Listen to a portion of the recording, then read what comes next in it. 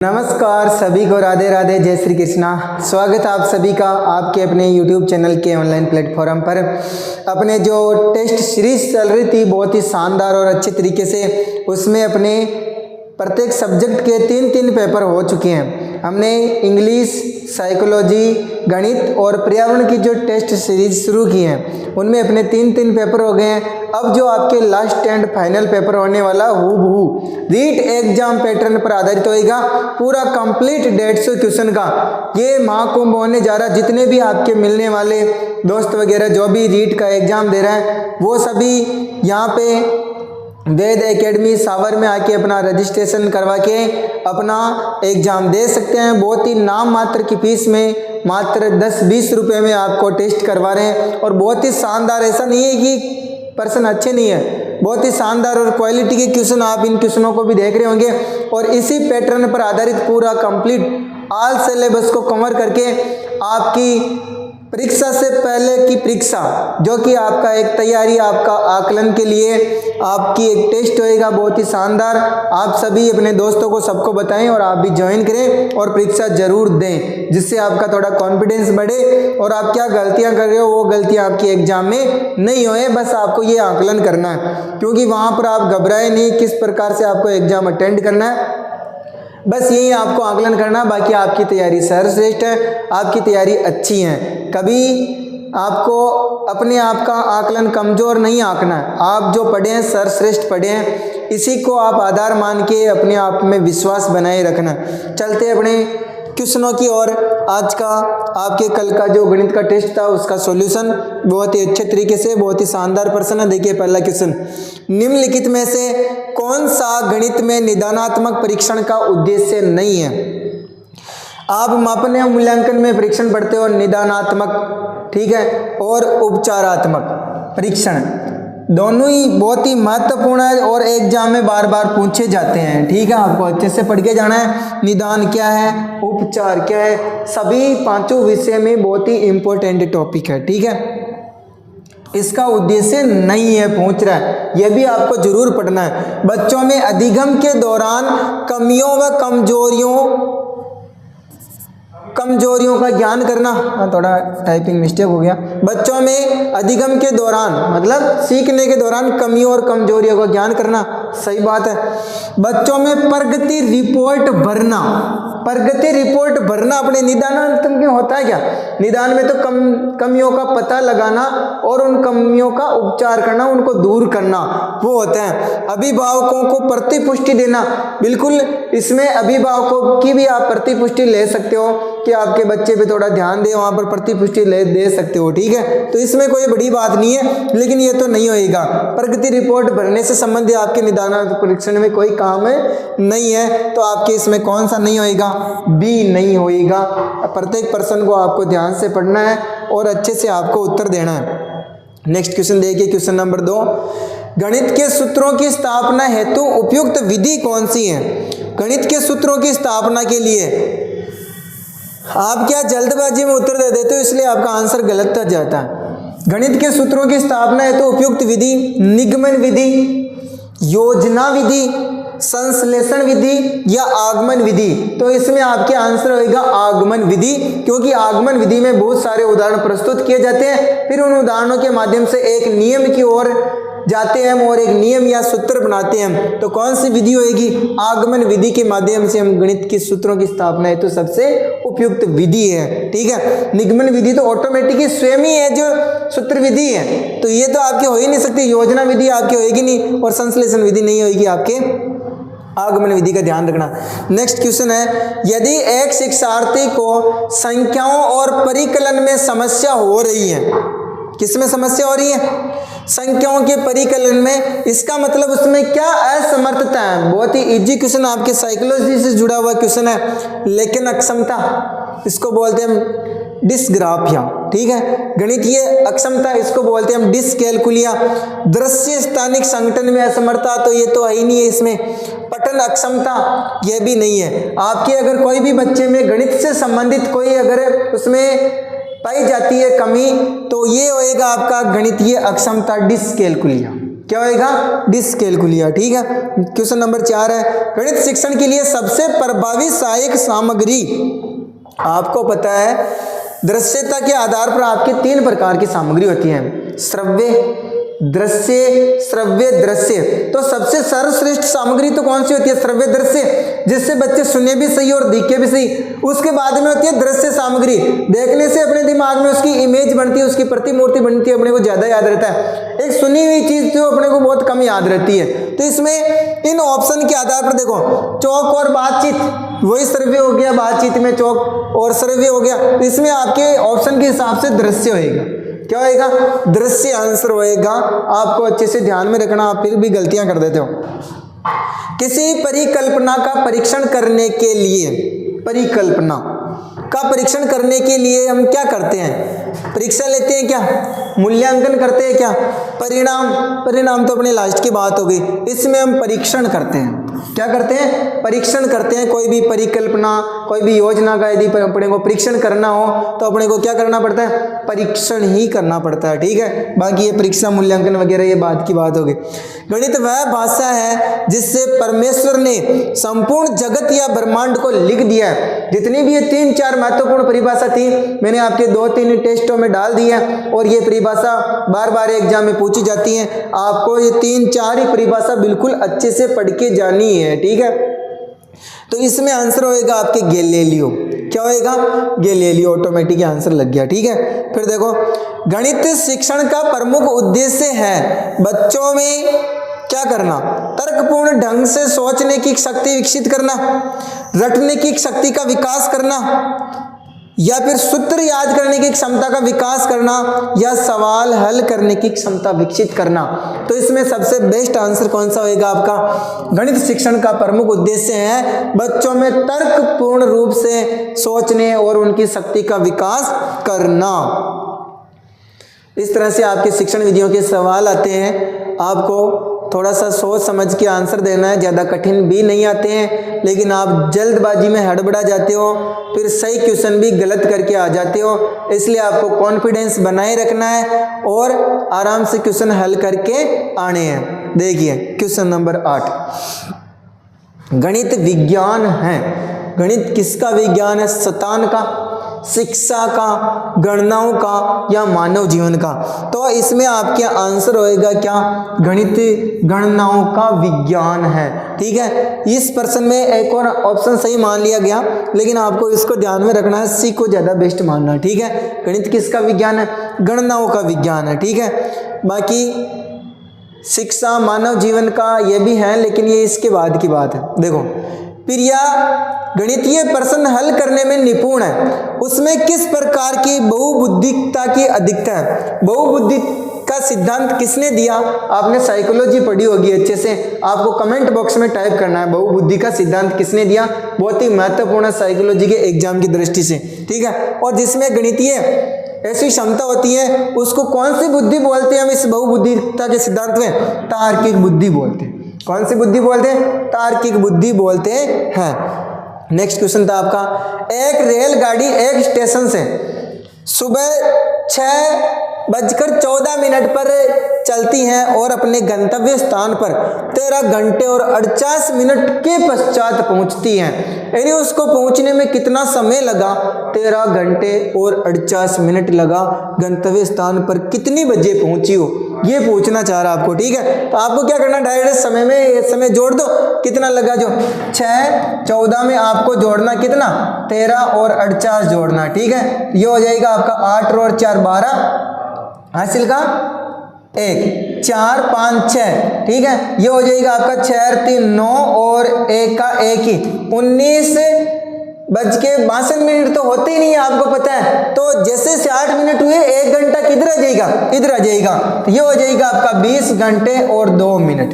ठीक है, 20:02 का मतलब है रेल का टाइम है। तो इसमें आपके आगे गण लो तो आपके कितना हो जाएगा? 12 के बाद में 12 घटा लो तो कितना बच जाएगा आपके? 8:02 पे शाम को। कब पहुंचेगी वो? शाम को 8:02 पर अपने गंतव्य स्थान पर पहुंच जाएगी। ठीक है, यहां तक आप डायरेक्ट भी निकाल सकते हो, वैसे जोड़ के भी, गिन के भी निकाल सकते हो। 12 के बाद में 13, 14, 15, 16, 17, 18, 19, 20, 8 घंटे हो जाएंगे। ठीक है। किसी आयत की लंबाई तथा चौड़ाई में क्रमशः 20% और 25% की वृद्धि की जाती है। इस प्रकार के जो शॉर्ट सवाल है इनको आपको अच्छे से इनकी ट्रिकें देख के जानी है, क्योंकि ये सवाल तो छोटे होते हैं लेकिन आप बेसिक गति से अगर इनको करते हो तो आपके टाइम थोड़ा ज़्यादा लग जाता है। तो आपको क्या करना है, ऐसे सवालों की शॉर्ट विधियाँ अपनानी है। ठीक है, जिससे आपका सवाल जल्दी हो जाए और आपका टाइम बच जाए। सबसे बड़ी बात यह है, यदि आपके ऐसे कोई भी कमी वृद्धि वाला सवाल आए तो इसका छोटा सा सूत्र है। ठीक है, x प्लस वाई बटेवा 100, इस सूत्र को आपको याद रखना है। कोई भी कमी वृद्धि वाला सवाल है वो आपके इस सूत्र से हल हो जाता है। लंबाई चौड़ाई में देखो दोनों में वृद्धि हो रही है, यदि कमी होती है तो आपको उसको माइनस कर देना है यहाँ प्लस के स्थान पर, और वृद्धि होती है तो आपको प्लस का रखना है। ठीक है, ये हो जाएगा आपके 20 प्लस 25 प्लस, ठीक है, ये x वाई गुणा करोगे आप तो 25 दूना 50, ये हो जाएगा आपका 500 बटेवा में 100, 2 जीरो से 2 जीरो कट जाएगा तो ये हो जाएगा आपका 20 और 25 हो जाएगा आपका 45 प्लस 5 तो आपके 50%। कितना हो जाएगा दोस्तों, 50% की वृद्धि हो जाएगी। कितनी वृद्धि हो जाएगी, 50% की। ऐसे आपको शॉर्ट सवाल और शॉर्ट ट्रिक आपको आनी चाहिए तो आप जल्दी से सवाल हल कर लोगे। नेक्स्ट क्वेश्चन था आपका 12 × 15 × 18। अगर आपको भुजाओं का माप अलग अलग दे रखा है तो बिना इसमें सूचना दी ही आपको पता होना चाहिए कि एक घनाभ है। क्या है, घनाभ की विमाएं हैं, क्योंकि घनाभ में लंबाई चौड़ाई ऊंची होती है और घन में सभी विमाओं की लंबाई क्या होती है, समान होती है। तो उसमें आपके एक ही भुजा का माप दिया हुआ था और आपको चाहे कोई कमरा हो चाहे कोई दीवार, उसमें कितने संदूक रखे जाते हैं, किसी दीवार में कुल कितनी ईंटें रखी जा सकती है, या किसी संदूक में से कितने गन काटे जा सकते हैं, और इसमें कितना पानी भरा जा सकता, कितना हवा भरी जा सकती है। ऐसा अगर आपके सवाल आता तो उसका मतलब आयतन होता है। क्या होता है, आयतन। और यदि आप किसी पृष्ठ पे रंगाई पुताई वगैरह ऐसा काम कर रहे हो तो वहां पर क्षेत्रफल होता है। क्या होता है, तो आपको ध्यान में रखना है इस सवालों का। यहाँ पर आपको आयतन निकालना है तो घनाभ का आयतन का सूत्र क्या है, लंबाई गुणा चौड़ाई गुणा ऊंचाई। इसी में से काट रहा है तो हम कर देंगे घनाभ का आयतन बटेवा घन का आयतन, सीधा सा मामला। ठीक है, तो 12 गुणा 15 गुणा 18 बटेवा और घन का आयतन का सूत्र क्या, भुजा क्यूब, तो 3 गुणा 3 गुणा 3 हो जाएगा। ठीक है, अब ये इनको काट दो, 3 चौक 12, 3 पंजो 15, 3 छंग 18, 6 पंजो 30 और 30 को 4 से गुणा करेंगे तो 3 चौक 12, 120 आंसर आ रहा है, जो कि इसमें है ही नहीं है। ठीक है, तो आपको मैंने चेंज करवाया था, इसमें कोई नहीं लिखना है। क्या होएगा इसमें, इसका कोई आंसर नहीं होएगा। ठीक है दोस्तों, ध्यान रखना आपको। इस क्वेश्चन में थोड़ी सी टाइपिंग मिस्टेक होगी, लेकिन अपने ऑफलाइन वाले बच्चों का मैंने चेंज करवा दिया था, ऑनलाइन वाले भी ध्यान रख लेना, यहाँ पर थोड़ा चेंज कर लेना। ओके, नेक्स्ट क्वेश्चन आपका, किसी घन का पृष्ठीय क्षेत्रफल। प्रत्येक प्रश्नावली से मैंने यहाँ से क्वेश्चन लिया, आपका जितना भी सिलेबस दे रखा है। ठीक है, किसी घन का प्रत्येक पृष्ठ का क्षेत्रफल चिन्ह में सेमी है, इसकी भुजा की लंबाई क्या ही होगी। आपको जो मान दे रखा आपको सूत्र उसी का ही लगाना, बाकी बात की बात। आपको क्या दे रखा, घन का पृष्ठीय क्षेत्रफल दे रखा तो आपको इसी का सूत्र लगाना है। घन का पृष्ठीय क्षेत्रफल का सूत्र क्या होता है, 6 भुजा स्क्वायर। क्या होता है, बराबर 6 भुजा स्क्वायर होता है। आपके क्षेत्रफल चिन्ह में दे रखा है तो इस ये गुणा में तो इसको इधर भेजेंगे तो किस में हो जाएगा, भाग में हो जाएगा। दे दो भाग, 6 कम 6, कितना बच गया यहाँ पर, और 6 चंगा 36 बराबर भुजा स्क्वायर। ठीक है, अब इसका स्क्वायर हटाएंगे तो इस पे क्या लग जाएगा, रूट, या इसका वर्ग रूट निकालेंगे, इसका मूल हो जाएगा अपने पास में 4 चौक 16, तो भुजा कितनी आ जाएगी आपके 4, यानी इस घन की भुजा आपकी 4 आ जाएगी। ये क्या पहुंच रहा है, इस घन की भुजा की लंबाई पहुंच रहा है, तो क्या हो जाएगी 4 सेंटीमीटर हो जाएगी। कितनी सेंटीमीटर हो जाएगी। इकाई का भी आपको ध्यान में रखना है कि सेमी में दे रखा है या मीटर में दे रखा है, ये भी बहुत ज़्यादा कंफ्यूज करती है, हर चीज़ को आपको ध्यान से देखना है। नेक्स्ट क्वेश्चन था आपके 16, 13, 15, x 8 और 7 का औसत 12 है। इन सब का औसत कितना आपके 12 है, तो आपको x का मान निकालना है। आप सबको पता है कि खुले आंकड़े दे रखे हैं, व्यक्तिगत श्रेणी है। ठीक है, ये आपके माध्य भी पहुंच सकता है, ऐसा औसत भी पहुंच सकता है, ठीक है। इसका शुद्ध सा सूत्र होता है आंकड़ों का योग बटे आंकड़ों की संख्या, या जितने भी दे रखे हैं इन सबको जोड़ के और कितनी संख्या इनका आपको भाग देना है, ठीक है। सबका औसत यही होता है। तो आपके सबको जोड़ दो तो इनका योग कितना है, आपके कितना है योग, इन सबको जोड़ेंगे 16 plus 13 plus 15 plus 11 plus x plus 8 plus 7 बटे हुआ कितनी संख्या है, 1 2 3 4 5 6 7 संख्याएं। तो आप किसका भाग दोगे, 7 का, और औसत 12, तो इधर बराबर में 12 रख दो, ठीक है। ये हो जाएंगे। आप देखो जोड़ने का भी तरीका होता है, आप क्या दाएं से दाएं को जोड़ो, मैंने आपको पहले भी बताया, जल्दी जुड़ जाएगी। देखो 10 20 30 40 40 तो ये हो गए। अब लास्ट वालों को जोड़ दो, ठीक है। 40 से 6 46 46 से 3 49 49 और 5 54 54 और 8 हाँ सॉरी 1 रह गया, 54 रह 55 55 और 8 55 और 8 कितने होते हैं, 63 63 और 7 कितने हो गए, 70 हो गए, ठीक है। तो ये हो जाएगा आपके 12 बराबर 70 प्लस x बटे 7, ठीक है। अब ये गुणा में भाग में इधर आते किस में हो जाएगा, गुणा में। मैंने आपको बताया था कोई भी संख्या नदी इधर से उधर पार करती है उसका साइन चेंज हो जाता है। तो 12 84, तो ये हो जाएगा आपके कितना 84, और ये प्लस का तो इधर आते किसका हो जाएगा, माइनस का बराबर x। तो आपका 84 में से 70 जाएगा तो कई आंसर आ जाएगा आपके 14 आंसर आपका सही होगा। कौन सा होगा, 14। शाबाश, ठीक है। बहुत सारे बच्चे अच्छी मेहनत कर रहे हैं तो आपको जरूर सफलता मिलेगी, ठीक है। संख्या 1 से 40 तक, देखो ऐसे भी आपके संख्या पद्धति के सवाल है, इनमें भी आपके बहुत सारे शॉर्ट सूत्र दे रखे हैं, ये भी आपको आना जरूरी है, ठीक है। देखो 1 से 40 तक की विषम संख्याओं का योग पूछ रहा है। इस प्रकार के योग के आपको बहुत सारे सूत्र दे रखे हैं संख्या पद्धति में, सभी सूत्र आपको आने जरूरी हैं जिससे आपका सवाल थोड़ा जल्दी हल हो जाए। आपको पता जितनी भी संख्याएं होती है उसमें आधी सम और आधी क्या होती है, विषम होती है। तो सीधा सा सूत्र इसका विषम संख्याओं का योग ज्ञात करने का डायरेक्ट सूत्र होता है n स्क्वायर। क्या होता है, n स्क्वायर होता है। और 40 तक की संख्याओं में कितनी विषम है, 20 है, तो 20 का स्क्वायर कर दो, डायरेक्ट आपका आंसर आ जाएगा। विषम 400 आपका उत्तर हो जाएगा, डी आंसर आपका सही होएगा। वेरी गुड, हाँ सम का, शाबाश, ठीक है। तो इन सब सूत्रों को आपको याद रखना जरूर, ठीक है। 3 सर्च लाइट, एक आपके लेसन में ऐसा कभी सवाल जरूर आता है हर बार, और इस बार भी आपके सवाल आएगा। आपको प्रत्येक टॉपिक को अच्छे से पढ़ के जाना है।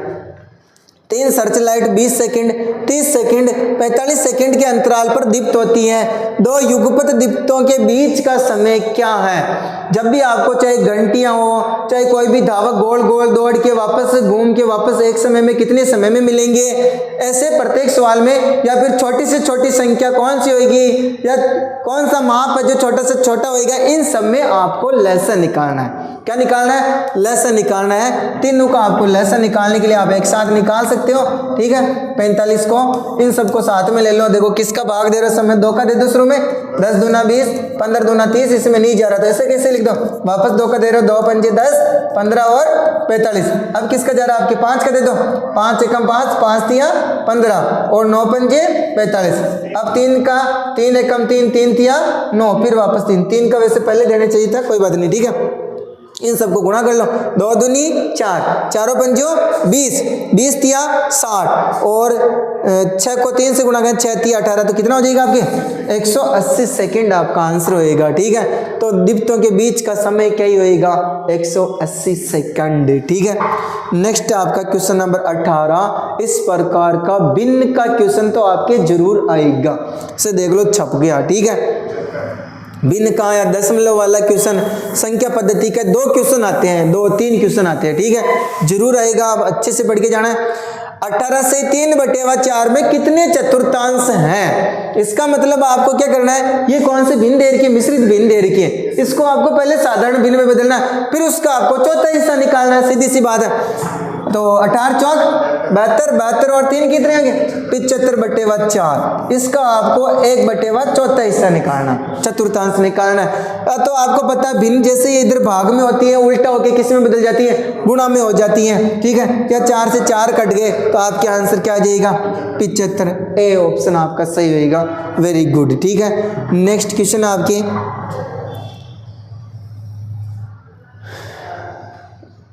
19वां क्वेश्चन देखो। एक क्वेश्चन अपने बीच में मिस हो गया, 12वां क्वेश्चन टाइप रहना छूट गया ना, वहाँ पे ऐसा कौन वाला क्वेश्चन डालने की थी लेकिन बाद में भूल गया, याद नहीं रहा। अपन अकेले ही सब कुछ मेहनत करते हैं तो थोड़ी बहुत मिस्टेक हो ही जाती है। वहाँ पर तो इतने बड़े बड़े टीचर, इतने बड़े 4, 5, 5 की इतनी कमेटी बैठती है, फिर भी 3, 3, 4, 4 क्वेश्चन डिलीट हो जाते हैं। अपना तो छोटा मोटा मैटर है। ठीक है, देखो इन सबको जोड़ना, आपको ध्यान रखना जोड़ और बाकी में दशमलव सदैव शीत में रखने हैं। बाकी संख्या उधर जाती है तो जाने दो, इधर आती है तो आने दो। बहुत सारे बच्चों को क्या होता है दशमलव का पता ही नहीं रखते हैं और सभी को इकाई की तरफ से शीत में रख देते हैं, फिर उनको पता ही नहीं चलता दशमलव कहाँ पे आएगा। तो आपको ध्यान में रखना है, इन सबको जोड़ोगे तो जोड़ने का तरीका होता है दशमलव को शीत में रखना। देखो 4, फिर 4.44, फिर 4.04, फिर 4.4, इधर जाते हो तो जाने दो, इधर जाते हो तो जाने दो। आपको किसको शीत में रखना, दशमलव को शीत में रखना, बाकी के स्थान पर 0, 0 भर दो। ठीक है, इधर 444 तो ये इधर ही रह जाएगा, दशमलव के उधर जाएगा नहीं। इन सब की जोड़ कितनी आएगी आपके 500.88। ठीक है, ध्यान रखना, अच्छे से जोड़ना, आपको जल्दबाजी नहीं करनी है, हड़बड़ाहट नहीं करनी है, बस आपका जरूर पेपर सही होगा। तैयारी आप अच्छे से करते हो लेकिन आप क्या है हड़बड़ा जाते हो, जल्दबाजी करते हो तो फिर आपका क्वेश्चन सही होता है तो भी गलत हो जाता है। और कोई क्वेश्चन नहीं आ रहा है तो उसमें आप ज़्यादा जोरी नहीं करें, क्योंकि कुछ क्वेश्चन ऐसे आते हैं जो सबको छोड़ने होते हैं, क्योंकि उनमें ज़्यादा टाइम लगता है। ऐसे नहीं एक क्वेश्चन में आप 15 मिनट लगा दो, उसमें उलझ गए तो आपके दूसरे क्वेश्चन और माइंड से निकल जाएंगे। नहीं होता तो उसको छोड़ दो, आगे वाले क्वेश्चन अटेंड करो। एक फल विक्रेता 1 रुपये में 2 खरीदता है, 1 रुपये में कितने खरीदता है और 3 में 5 के हिसाब से बेच देते हैं। इस प्रकार का प्रश्न भी एग्जाम में पूछा जाता है एक नियम वाले। कौन से नियम वाले, एक नियम वाले, आपको जरूर ध्यान में रखना है और ये शॉर्ट ट्रिक से होता है। इस तरह के सवालों को आपको क्या करना, सूत्र जरूर याद होने चाहिए। गणित में आप जितने फ्रैक्शन सूत्र याद रखोगे उतनी आपकी कैलकुलेशन अच्छी होगी। ठीक है, और इस प्रकार के प्रश्नों को अच्छे से याद करने के लिए आपको गणित में सबसे बेस्ट तरीका होता है अभ्यास।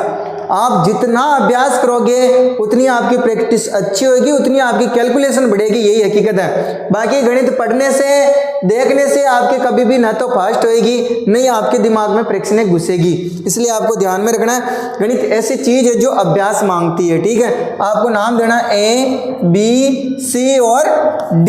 ठीक है, तो आपको क्या करना है, शुरू में BC लाना है। क्या लाना है, B into C minus A into D बटेवा AD into C करना, 100 करना आपको।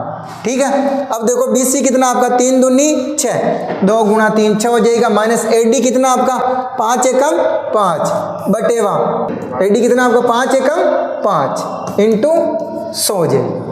ठीक है, अब आपका 6 में से 5 जाएगा तो 1 बचेगा, 1 को 100 से गुणा करेगा तो कितना होगा 100, और 100 में 5 का भाग दोगे तो कितना होगा 20 पंजे 100, तो आपका 20% का लाभ होगा। कितना लाभ होएगा, 20% का लाभ होएगा। इसको आपको बेसिक मेथड से भी कर सकते हो, लेकिन उसमें आपके थोड़ा सा मानने में, भिन्नों को उल्टी सीधी करने में, इनमें थोड़ा टाइम ज़्यादा लग जाएगा। इस फ्रैक्शन से आप डायरेक्ट फटाफट कर सकते हो और आपके एक कोण वाला सवाल जरूर आएगा, 2 भी आ सकते हैं आपके। ठीक है, तो कोण भी आपको अच्छे से पढ़ के जाना है। पिछले वाले टेस्ट में भी मैंने कोण वाले सवाल अलग अलग डाले, इस बार भी आपके कोण वाला मैंने डाला है। देखो 21वां क्वेश्चन में दिए गए चित्र में यदि L समांतर, इस रेखा के समांतर ये वाली रेखा समांतर है। मैंने आपको बताया था जहाँ पर 2 रेखाएं समांतर होती है, कोई एक रेखा तिर्यक रेखा उनको काटती है तो वहाँ पर एकांतर कोण बनते हैं। ठीक है, ध्यान रखना, और आपको इसमें अक्ष का मान निकालना। देखो ये आपके 60 डिग्री दे रखा है, कितना दे रखा है तो ये भी कितना होएगा 60 डिग्री होएगा। अब आपको ये x का मान चाहिए तो सीधा सा ये आपको 80 दे ही रखा है, तो 8 अच्छे 14 हो गया। त्रिभुज के तीनों कोणों का योग 180 डिग्री होता है, तो ये आपका कितना बच गया 40 डिग्री बच गया। बिल्कुल इजी क्वेश्चन था, ठीक है। क्वेश्चन नंबर 22 है, कितने वर्षों में 12% वार्षिक दर से 3000 का साधारण ब्याज 1080 रुपये हो जाएगा। 3000 का साधारण ब्याज कितना हो जाएगा 1080। सरल ब्याज का सूत्र बिल्कुल सीधा, ब्याज बराबर PTR इंटू 100।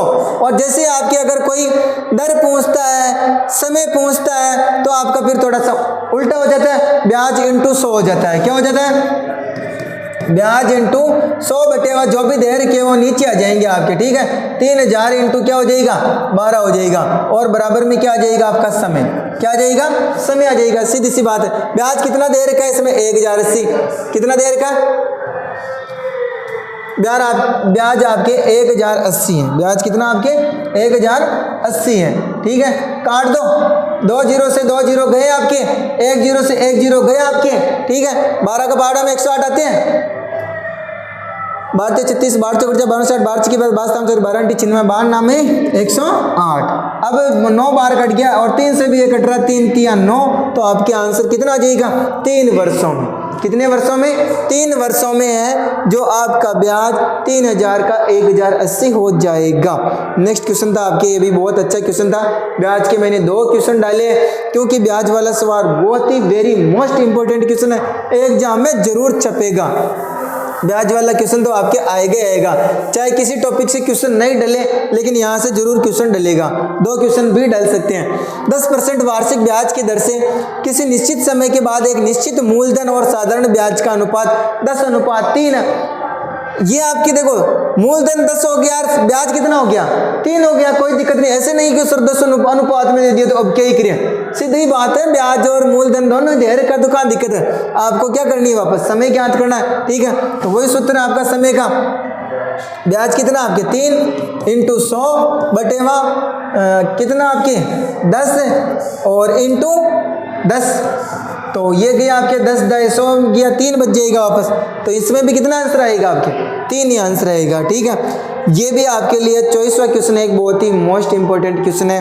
ऐसे क्वेश्चन भी आपके बहुत सारे एग्जामों में पूछा जाता है, ठीक है। इसमें नहीं, और भी जितने SSC लेवल के एग्जाम वगैरह हैं, जितने भी मैथ से संबंधित एग्जाम आते हैं, उसमें ये सिक्कों वाला सवाल जरूर आता है और बहुत ही ईजी है, ठीक है। आपको क्या करना है, जो भी अनुपात दे रखा है उनको अक्स मान लेना है, ठीक है। एक झोले में 1 रुपये के 50 पैसे के 25 पैसे के सिक्के 2 और 3 4 के अनुपात में रखिए। इन सिक्कों का कुल मूल्य 450 रुपये हो, तो लास्ट में हम अक्स का मान निकालेंगे, फिर जिसका पहुंच रहा है उसको गुणा कर देंगे, सीधी सी बात। जो हम मान लेते हैं 2 अक्स और प्लस 3 अक्स प्लस 4 अक्स, ठीक है। ये आपके अनुपातों का योग हो गया। अब आपको क्या करना है, यदि आपको इनका सिक्कों की कीमत निकालनी तो आपको इनका भाग देना पड़ेगा। देखो 1 रुपये की आपकी कितना अनुपात 2 है, तो आपको 1 का मतलब इसमें किसका भाग देना पड़ेगा 1 का भाग देना पड़ेगा। इसमें आपके 50 पैसे के कितने सिक्के होंगे 2 सिक्कों का 1 रुपये हो गए, रुपये में बदलने के लिए, तो आपको किसका भाग देना पड़ेगा 2 का भाग देना पड़ेगा। 2 8 होंगे ना अपने पास में, तभी तो जाके अपने पास में 1 रुपया बनेगा। फिर 25 पैसे के कितने सिक्के लेने पड़ेंगे 4 सिक्के लेने पड़ेंगे, तो अपने किसका भाग देना पड़ेगा 4 का भाग देना पड़ेगा, सीधी सी बात है। और इन सब का योग कितना आपके पास में 450 रुपये, यानी इनको भी आपको रुपये में बदलना पड़ेगा क्योंकि मूल्य रुपये में दे रखे हैं। ये पैसे है ना, इन पैसों को आपको रुपये में बदलना पड़ेगा। ये तो रुपये में जो रुपये का रुपये लिख दिया, ये पैसे तो इन पैसे को रुपये में बदलने के लिए अपने को करना पड़ेगा, ठीक है।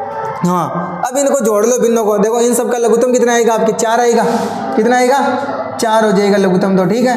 अब इसका तो 4 का भाग देंगे, 4 दूनी 8 अक्स हो जाएगा, ठीक है। इसमें 2 दूनी 4 2 तिया 6 अक्स हो जाएगा। फिर नीचे सेम है तो ऊपर भी सेम, यहाँ तो 4 अक्स आएगा, ठीक है, बराबर 450। अब इन सबको जोड़ दो, 4 4 10 10 8 18 है ना, 18 अक्स बटेवा 4 को उधर भेज दो तो अपने भाग में तो किस में हो जाएगा गुणा में, 0 0 5 चौक 20 का 2 हासिल का 4 चौक 16 और 17 18, ठीक है। तो अक्स का मान आ जाएगा आपके 18 से 18 कट गया तो कितना आ गया 100 आ गया, कितना आ गया 100, ठीक है। अब आपको 25 पैसे के सिक्कों की संख्या पूछ रहा है, तो आपके 25 पैसों के सिक्कों की संख्या को आपको किससे गुणा करना पड़ेगा 4 अक्स का अनुपात देर का 4 से गुणा कर दो, तो कितना हो जाएगा आपके 400, कितना हो जाएगा। यदि आपको 1 रुपये के पैसे पूछे तो 2 से गुणा कर दो, 2 से हो जाएगा। यदि आपको 50 पैसे के सिक्के की संख्या पूछो तो 3 से गुणा कर दो, आपका 300 आंसर हो जाएगा।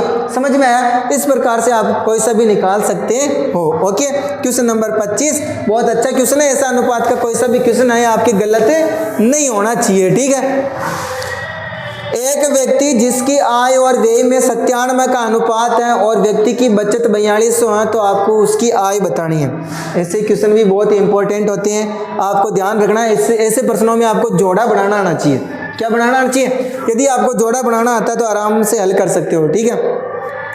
आय और व्यय का यहाँ पर आपको बचत दे रखी, इसका मतलब अंतर दे रखा है। क्या दे रखा है? तो आपको यहाँ पर भी क्या करना है? अंतर निकालना है। यहाँ पर अनुपात था ना, मैंने आपको अनुपात करवा दिया, 9:7 है। तो आय तो कितनी है आपके? 9, ठीक है। व्यय कितना आपके? 7। इन दोनों का अंतर आपके बचत कितनी, यानी आय में से बचत घटाए तो कितने बचे हैं? 4200 बचे। इजी सवाल था बिल्कुल, ठीक है। तो 9 में से 7 जाएंगे तो कितने बचेंगे? 2 अक्ष बचेंगे। तो 2 अक्ष बराबर कितना हो गया? 4200। तो अक्ष का मान कितना आ जाएगा आपके? 2 दूनी 4, 2 एकम 2, 2100 आ जाएगा। कितना आ जाएगा? 2100। अब ये 2100 क्या है आपके? अक्ष का मान आया। किसका मान आया? अक्ष का मान। तो आपको क्या बतानी है? उसकी आय बतानी है। तो आपको किससे गुणा कर देना है? यहाँ से गुणा कर दो, ठीक है। तो आपकी आय आ जाएगी। आय पूछ रहा तो आप गुणा कर दो, 9 एकम 9, 9 दूनी 18। तो आपकी कितने हो जाएंगे? 18,900 आपके आंसर आ जाएंगे। यदि आपको व्यय पूछ रहा है तो आप 7 से गुणा कर दो, 7 एकम 7, 7 दूनी 14। इसमें ऑप्शन में नहीं है, लेकिन वो आपकी क्या हो जाएगी? व्यय हो जाएगा। समझ में आया? क्वेश्चन नंबर 26 आपके फिर मैंने शिक्षण विधियों का डाला है। अच्छे क्वेश्चन था ये भी। निम्नलिखित में से कौन सा कथन सत्य है? ठीक है, ऐसे क्वेश्चनों को आपको ध्यान से पढ़ना है। ऐसे क्वेश्चन अधिकतर अप्लाइड आते हैं। कैसे आते हैं? अप्लाइड, जो आपकी तर्क शक्ति के आधार पर आपको सोच समझ के आंसर देना होता है।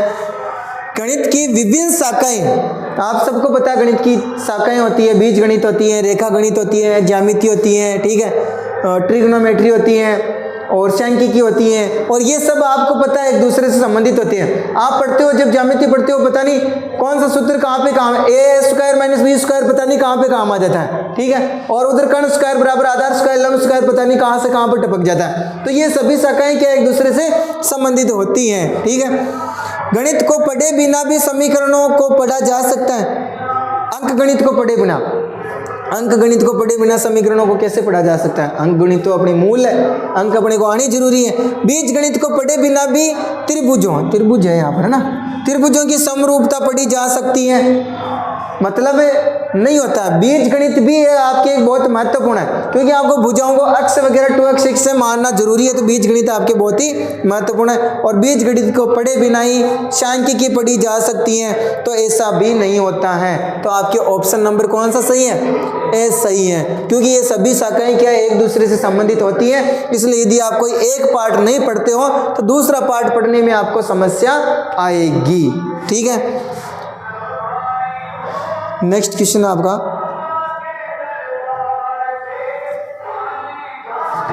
26 क्वेश्चन हो गए।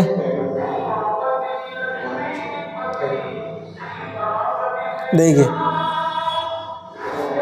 एनसीएफ आपके साइकोलॉजी की दृष्टि से भी महत्वपूर्ण है ना। एनसीएफ 2005 सर्वाधिक किस पर बल देता है? ज्ञान की संरचना पर, अवधारणाओं को रटने पर बिल्कुल ही नहीं देता है। कठिन सवालों को हल करने पर और तेजी से गणित सीखने पर नहीं। ये व्यवहारिक गणित पर, व्यवहारिक रूप से सीखने पर इन पे ज्यादा बल देते हैं। करके सीखने पर बल देते हैं, ठीक है। और रटने से मतलब मुक्त बनाता है। हाँ, रटने इसके आसपास में नहीं भटकता है। इसमें ज्ञान की संरचना पर बल दिया जाता है। किसकी संरचना पर? किन्हीं दो संख्याओं का अनुपात 5:6। मैंने पिछला क्वेश्चन भी अनुपात वाला लिया था, इस बार भी लिया था। पिछली बार मैंने यहाँ पर एलसीएम दिया था, इस बार मैंने एचसीएफ दिया है कि क्योंकि आप किसी भी तरीके से सवाल आए तो आप इनको हल कर सको, ठीक है। यदि आपको अनुपात दिया हुआ है, एचसीएफ दिया है, तो आप आसानी से संख्या निकाल सकते हो, क्योंकि एचसीएफ गुणा आप अनुपात कर सकते हो, आपके डायरेक्ट संख्या आ जाती है, ठीक है। तो आप गुणा कर लो, 12×5 = 60 और 12×6 = 72। ये आपके दोनों संख्याएं आ गई। और इन दोनों संख्याओं आपके इनमें से एलसीएम कौन सा हो सकता है? आप इसको ऐसी छोटी से छोटी संख्या जिसमें दोनों का भाग जाए, ठीक है। तो देख लो, भाग जा रहा है दोनों का, कौन सा होगा इसमें? 72 का भाग जा रहा है इसमें, निकाल ही लो। चलो 2 का भाग दे दो ना, 30 और 3 दूनी 6, 6 दूनी 12, वापस 2 का 15 दूनी 30, 18 दूना 36, वापस 2 का जाएगा 15 के 15 9 दूनी 18, 3 का जाएगा 3 पंजो 15, 3 तिया 9। ठीक है, बस गुना कर लो, 2 दूनी 4, 4 दूनी 8 और 8 तिया 24, 24 तिया 72, 72 को किससे गुना कर लो, 5, 5 दूनी 10 किससे 5 लगे 5 तिया 15 रे 16, नहीं गलत हो गया, 2 दूनी 4, 4 दूनी 8 और 8 तिया 24, 24 तिया 72, 72 को 5 से गुना किया 5 दूनी 10 और 5 7 35 रे 36 होएगा ना 360। तो कौन सा आंसर सही होएगा आपका, 360 सही होएगा। ओके, नेक्स्ट 180 में नहीं जाएगा भाग इन दोनों का। ठीक है, क्वेश्चन नंबर 29, ऐसा क्वेश्चन भी आपके आता है, एक एक नियम वगैरह से ऐसे 1-2 क्वेश्चन जरूर बनते हैं आपके, एक एक नियम आपको अच्छे से पढ़ के जाना है। क्वेश्चन सरल आता है लेकिन फिर भी आप भटक जाते हो। ठीक है, देखिए 1 दर्जन कॉपियों का मूल्य 48 रुपये। आपको क्या करना है, पहले सदैव आपको मैं आपको जिस दिन भी बताया था, यदि आपको ज्यादा का मूल्य दे रखा 1 का निकालना तो भाग देना, 1 का मूल्य दे रखा ज्यादा का निकालना तो गुणा करना। 1 दर्जन का मतलब कितना होता है 12, तो 12 कॉपियों का मूल्य कितना है 48, तो 1 कॉपी का मूल्य कितना होएगा 48/12। 1 कॉपी का मूल्य कितना हो जाएगा, तो 12 चौक 48। 1 कॉपी का मूल्य 4 रुपये हो गया, तो 5 कॉपियों को निकाल बना पर प्रॉब्लम ना हुई कौन, तो कितना हो जाएगा 5 चौक 20। तो आपके कौन सा आंसर हो जाएगा 20, आपके आंसर हो जाएगा। इजी सवाल है, देखो फिर भी मतलब बच्चे घूम जाते हैं और कैसे होएगा क्या होएगा। ठीक है, ऐसा क्वेश्चन इजी जरूर आता है। नगर पालिका के एक चुनाव में 40% वोट प्राप्त करके भी 5000 वोटों से चुनाव हार जाता है। मैंने ऐसे सेम टाइप के क्वेश्चन दिए थे, फर्क थोड़ा सा है। ठीक है, आपको पता है कोई भी चुनाव हो रहा है उसमें 1% से 40% वोट प्राप्त करता है, दूसरा कितना प्राप्त किया होगा 60% प्राप्त किया होगा। कितना प्राप्त किया होगा 60%। और ये कितने से चुनाव हार रहा है, यानी अंतर कितने का रहा 5000 का रहा। इसका मतलब उसने 60% प्राप्त किए है, इसने 40% प्राप्त किए और ये फिर भी 5000 का अंतर से हार जाए। ये बिल्कुल ठीक है। तो यहां पर कितना हो जाएगा आपके 20%, कितना हो जाएगा 20% बराबर कितना हो जाएगा 5000। ठीक है, अब आपको क्या करना है, इसका 5000 का इसका परसेंट निकाल देना आपको, सीधी सी बात है। ठीक है, तो आपको देखो जोड़ा बनाना है ना, तो आपको क्या करना है 5000/20 आया इंटू 100 कर देना। ठीक है, तो आपका 0 से 0 गया और ये हो जाएगा आपका 50,000 और 50,000 में 2 का भाग दोगे कितना हो जाएगा 25,000 वोट हो जाएंगे। ओके, धन्यवाद सभी को, राधे राधे।